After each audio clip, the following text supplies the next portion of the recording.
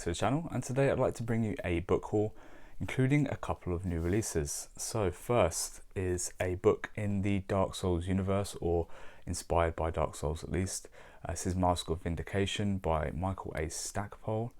This is an author that worked on some of the other large franchises in kind of fantasy and sci-fi, such as Star Wars and Shadowrun. And this is his stab at Dark Souls. So I'll be reading this soon and a review will be coming. This is about 300 pages. It's a hardback, and I think I picked up about £15-16, but it actually recommended retail price is about $30 in the US. But I think if you go to and shop around, you probably get a better price. The next release is a re-edit of sorts. This is the Fall of Numenor. J.R.R. Tolkien's kind of notes on the Fall of Numenor and his expanded texts have been re-edited, and there's some Alan Lee artwork, illustrations and stuff in here. So as example, got nice artwork on the inside. You've got some nice kind of like whole page artworks throughout the story as well, and it's a really nice package. And you know, again, you can pick this up for about £16 or about $20 in the US. So that is Fall of Numenor. I also picked up another Lord of the Rings book. This is just another version of the Lord of the Rings that I picked up in a secondhand bookstore. This is the illustrated Alan Lee version. So if I show you my original copy, it's, you know, it's quite a bit, let's get these side by side, it's quite a bit bigger.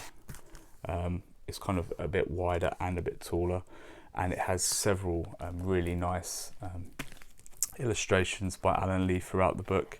I'll just find one for you guys now. So this actually cost me just under £9, but as you can see, just like the Fall of Numenor, I've got the Alan Lee illustrations in there, and about $10 in the US this cost me, but I actually think that's a really good price because it was in fantastic condition, and it was a lot more than that originally when it came out, and it is a lot more than that if you were to try and buy it anytime soon.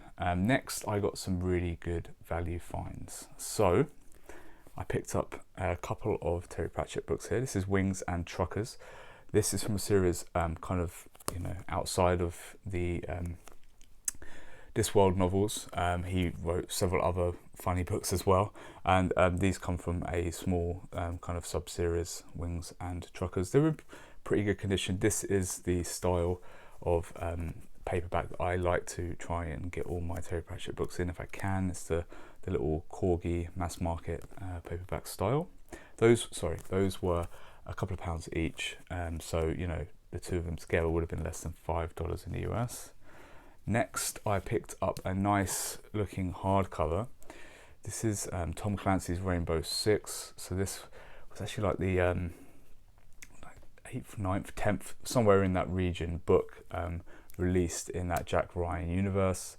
It is quite a large book. I think it's 900 and something pages in paperback. I think this is about 750 in hardback. But I really loved the kind of plain white aesthetic to this, and because it was only £2 as well, I decided to pick it up and give it a read.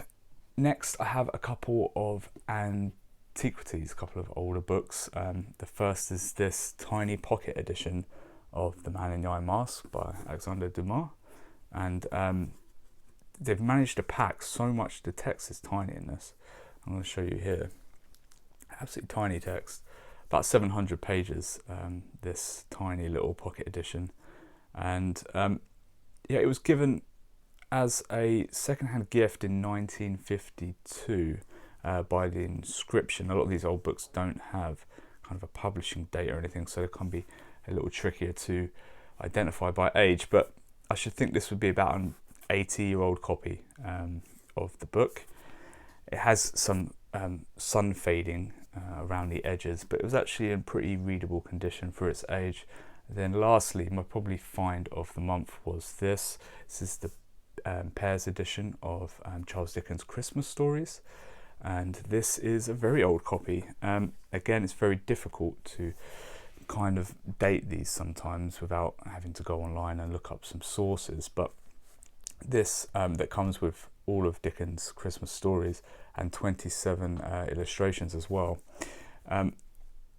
I noticed that again, this had some adverts, like some kind of advertisements for different products in the back, and some of those were dated in 1886.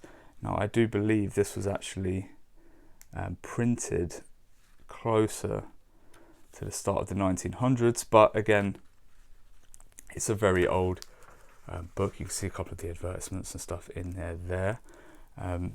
It's a fantastic book. I can't believe it's in one piece still, to be fair.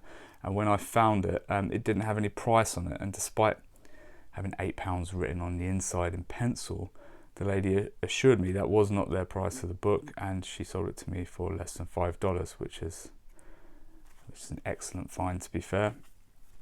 And yeah, really happy with this. I already got a festive read lined up for this year, but I didn't have anything for next year, so I really felt Dickens would be a good choice for next year's festive read.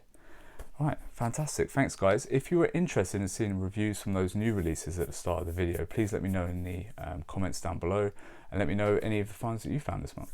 Cheers.